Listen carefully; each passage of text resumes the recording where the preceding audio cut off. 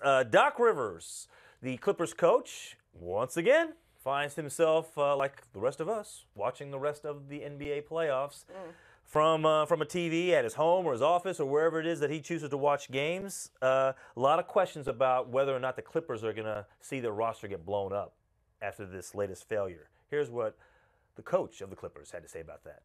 What we're saying is we want to make this a championship team, and we're not good enough yet. We're good, but not great. And so for us, what we have to do is make a decision. What's the best way to do that? Well, we do know one thing. Blowing it up completely, if whatever that means, wouldn't be. But we do know making changes might be. And we don't know what we're going to do.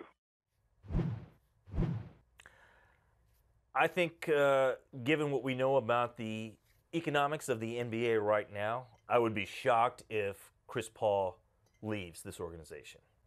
I think he knows that his biggest bang for the buck in terms of a contract is to stay with the Clippers. The Clippers clearly want to keep him. And I think also, as he's getting more and more of a national name in terms of endorsements, he knows, too, probably L.A. is better than some of the other places that might want. Everyone would love to have a Chris Paul, right? But it's just his options in that regard and post-career are probably better if he stays in L.A. We've talked about Blake Griffin, right? His contract situation probably stays in L.A. as well. And I know Gelsey brought up the fact that DeAndre Jordan may be the most tradable part. And yes, he probably is. But I actually think, whether they want to or not, they're going to have the big three back. I don't think they do. I think this is a situation where Chris Paul, Blake Griffin, and J.J. Redick could all potentially be playing for different. Oh, J.J. Redick, I think, might be, yeah.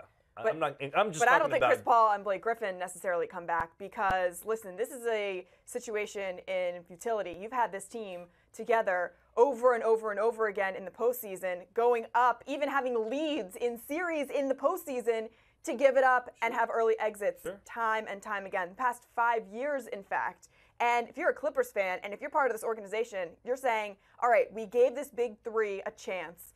It's time to move on. And we have the out right now to be able to do that. And now it's time. So for me, I feel like this is a situation where if you can, you say goodbye. Are you talking about the Clippers or the Capitals? Yeah, I know. I feel like I'm talking about both at the exact same time. All right. It's just about the Clippers. But look, I could understand if they did want to just basically tear everything down and build everything back up as much as possible.